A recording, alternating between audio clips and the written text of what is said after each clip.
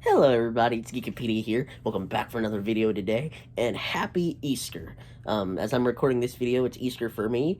If that's something you celebrate, hope you have an amazing day. If you celebrate something else, I hope you have an amazing day as well. Everybody out there have an amazing day today. So, in celebration, I thought I'd give you something special and review the Disney animated series, The Owl House. It ended yesterday on April 8th with the episode Watching and Dreaming, and so I've been waiting to make this review for a while, but I kind of wanted to wait until it ended so I could review the whole show like in one video, because I didn't want to do multiple videos about one topic. So I was just waiting for the show to be over before I gave out my full thoughts.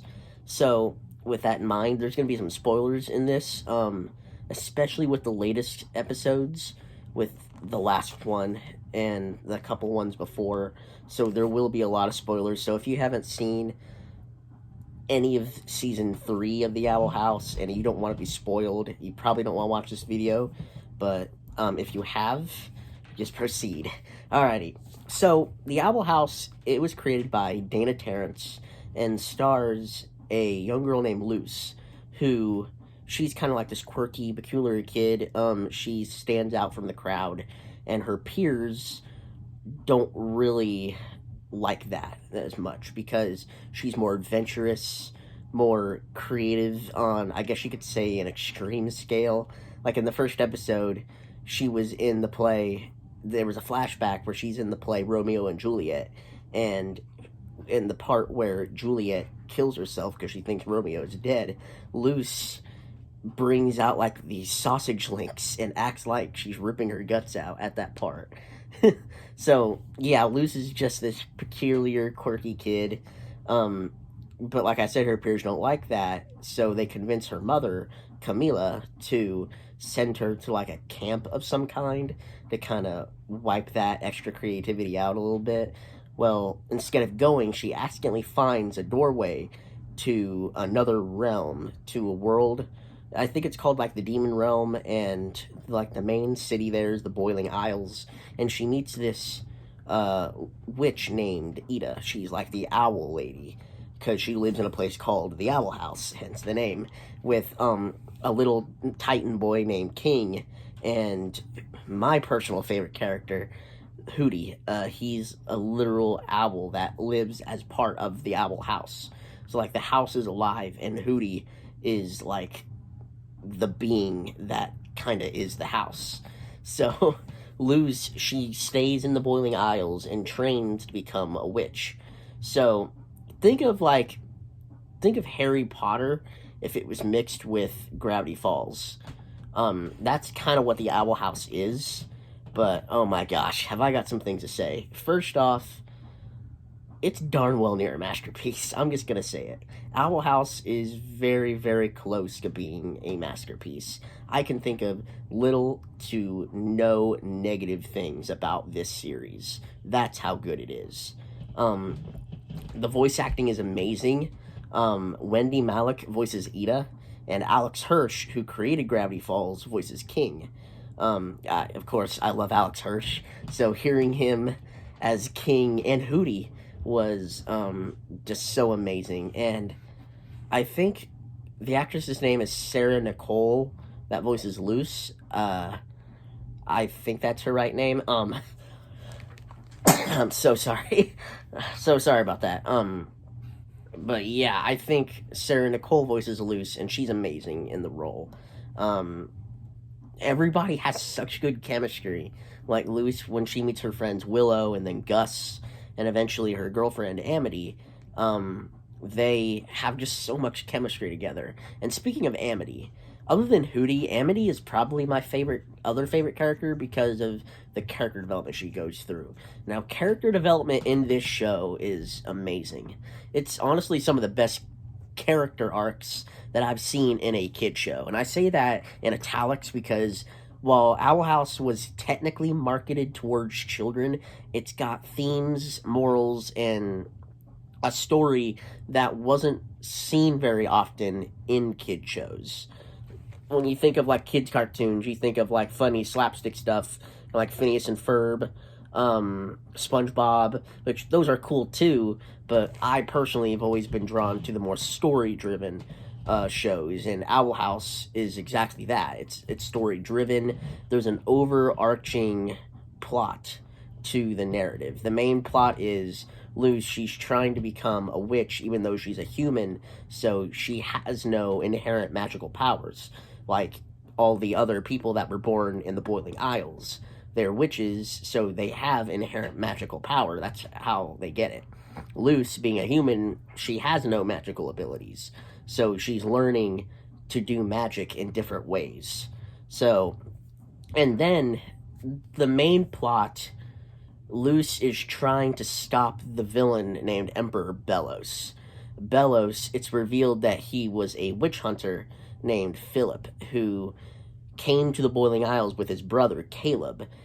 Philip, or Belos, got jealous because Caleb fell in love with a witch named Evelyn, because their original goal was to kill witches, because they were going to find them. But Caleb, his mind was changed about witches when he met this lady named Evelyn, who was a witch, and they both fell in love together. So after that, Caleb changed his mind about witches. He finally realized, hey, these are really good people. They're not evil like we were believed. But Belos, or Philip, he just wouldn't let that go, and it drove him mad. I believe he actually straight up killed Caleb.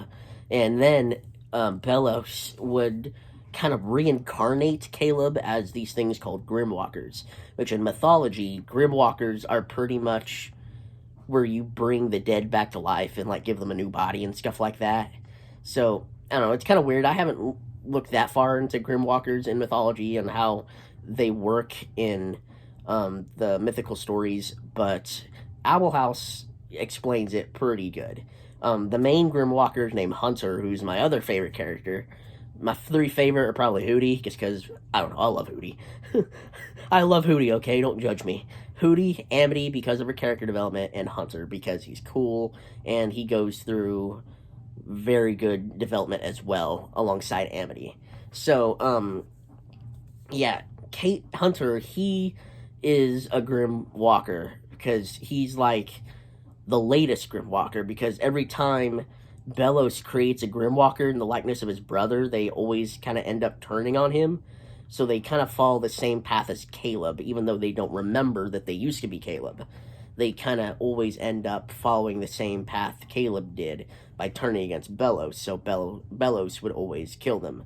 He would always kill the Grimwalkers, and so Hunter was just the latest in a line of Grimwalkers that Belos was creating in order to replicate his brother before his brother fell in love.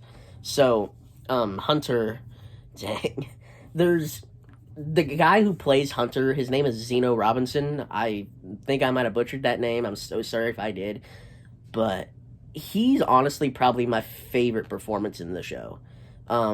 There's an episode near the end of season 2 where Hunter finally realizes, because the whole show, Hunter was made to believe that he was actually Caleb's son, and Belos was his uncle who took Hunter in. Hunter was made to believe that, and he was made to believe, like the rest of the Boiling Isles, that Belos was a beneficial, loving king, when in reality he was intending to kill everybody. And so the scene where Hunter finally realizes the truth, and he realizes that Belos is a monster, Hunter just has a full-on panic attack. Like, I'm not exaggerating that. He has a panic attack on screen, and it's just gut-wrenching to see Hunter like go through that, because he's a lovable goofball. He's the Golden Guard, which means he's like the leader of Belos' army.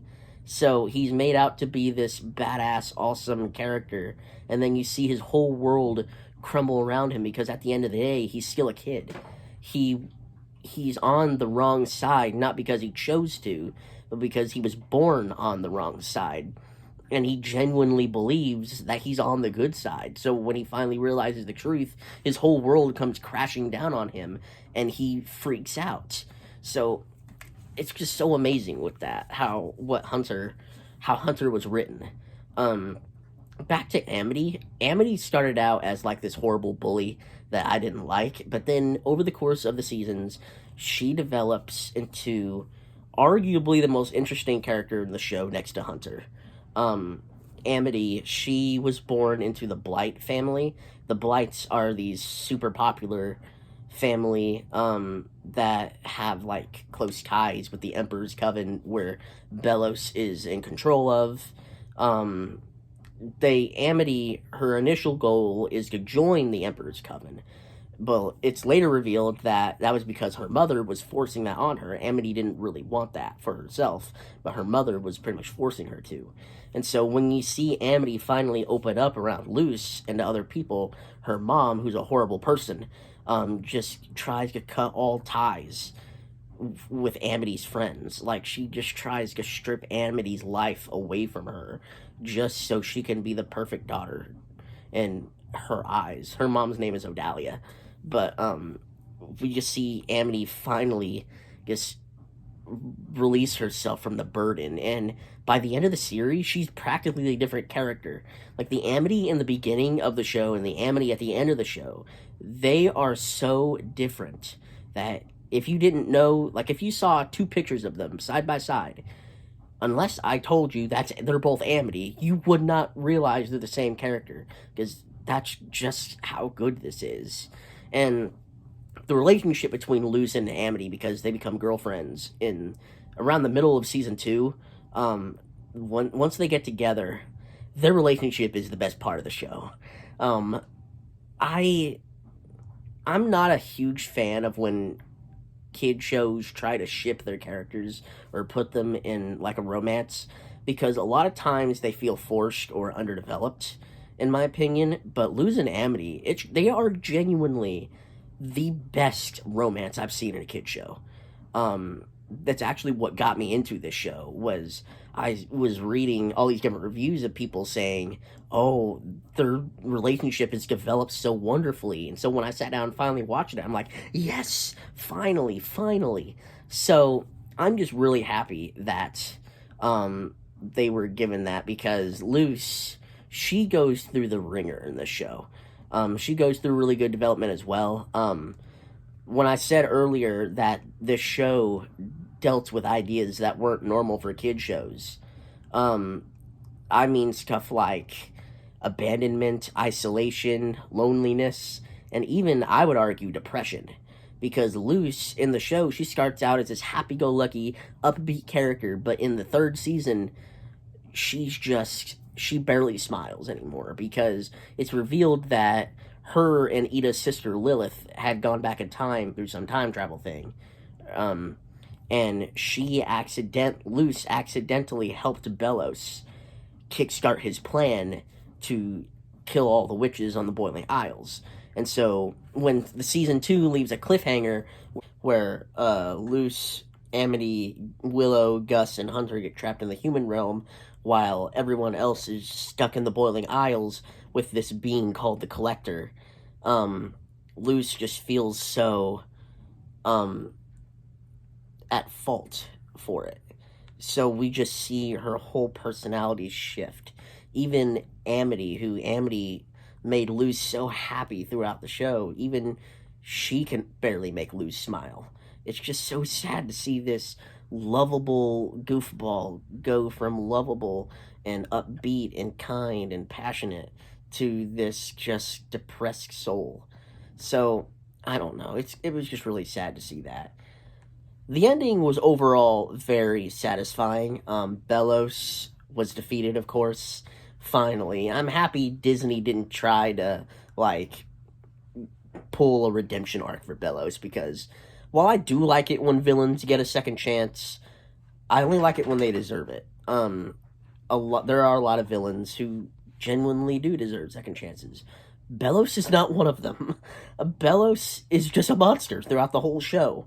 I don't know. The show, they kind of give us a few things about the flashbacks or the backstory about Belos, aka Philip, but as far as we know, he was just a monster through and through.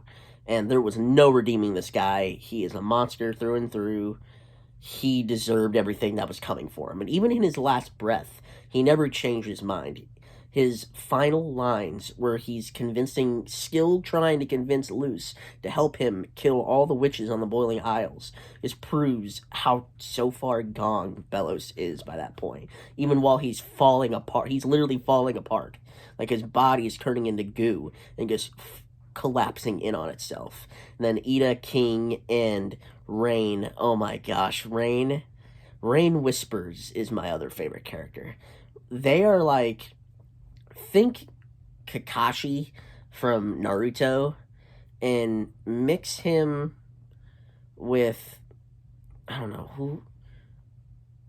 Think of Kakashi without the mask, without his face mask, and Rain is just a perfect mix between goofball and badass. That's who Rain is. They are just awesome. I love seeing Rain through everything. Every scene they're in, they have amazing chemistry with Ida because Rain and Ida were childhood friends and lovers. So getting to see Rain in the finale was really good. The only thing I would nitpick about the finale is that I kind of wish Hunter was there to see Bellows go, because I would argue out of all the characters in the show, other than maybe Luce and Rain, Hunter had the biggest relationship with Bellows. I mean, Bellows lied about Hunter's whole existence. So it just kind of felt a little weird that Hunter wasn't there to at least say something to Bellows before he goes. Because even though Bellows was evil and he was a monster, he was in a way the only family that Hunter had. So losing Bellows kind of made Hunter feel like he was alone, and that was touched upon in the finale.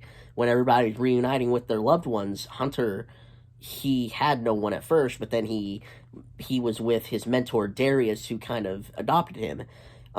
So it was kind of, I liked that. I just kind of wish Hunter was there just to see his uncle like collapse in on himself. So that's about the only thing. The time skip was beautiful. Disney canceled this show. If you want to know why, I suggest going to look it up online, because I don't want to start drama on YouTube, because to be fair, I don't think Disney has really spoken much about why they really canceled Owl House, but let's just say a lot of us think we know the reason why. I think I know the reason why, but I don't want to say it on here because I don't want to start anything. But if you want to know the reason, look it up for yourself. But I'm forever ticked off at Disney for canceling the show. Because season 3, it was only 3 episodes long. It's supposed to be the usual 20 episodes, like the first 2 seasons. But when Disney canceled it, they forced Dana Terrance to only make 3 hour-long specials. So they're effectively 3 movies, in a way. But dang, I wanted to see so much more from these characters. Like, it's a satisfying ending, don't get me wrong. I just don't want to see these characters go. I want to see them a little bit longer. I want to see them do more things. But it's whatever it's just something that I can't help. Hopefully one day Disney learns the errors of their ways and lets Dana Terrance do more Owl House. Hopefully I will be there on day 1 when that happens. But I just gotta say, the Owl House, not only did the finale cap off the Owl House, but it also finished an era that I was there through the whole time, and I will fondly remember it. Disney's era of story-driven shows. It began all the way back in 2012 with Gravity Falls, which I'll be doing a review on Gravity Falls too. I was there when Gravity Falls premiered, and Disney started their era of shows that were driven by plot and stories. And Owl House was the end of that era. We had Gravity Falls, Amphibia, the DuckTales reboot, which was a lot better than a lot of reboots tend to be. And, of course, Owl House. I think I'm forgetting one. They'll probably come to me later. But now that era's over. And so it's just kind of bittersweet that I got to see that era begin. I was there when it started, and I was there when it ended. So it's sad. I will always remember it fondly. I wish more networks would allow their creators to really pour out their heart and soul. Like, people like Dana Terrance on the Owl House, Alex Hirsch on Gravity Falls, Matt Braley on Amphibia. I wish more networks would let people do that. Maybe it's a sign for the better. Who knows? But yeah, it was. This is my favorite era of Disney, and it's gonna be really sad that it's gone now.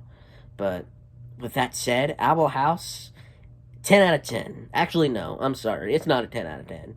It's an 11 out of 10. 11 out of 10. Near perfect show. Actually, super perfect. I highly recommend this show. If you want something that is really good and you want something that will transport you to another world that will sweep you off your feet, Owl House is the show for you. So with that, this has been Geekopedia. Remember, God loves you and I love you too. The Lord has risen. It's Easter Sunday. Hope you have an amazing day, and I'll see you guys next time.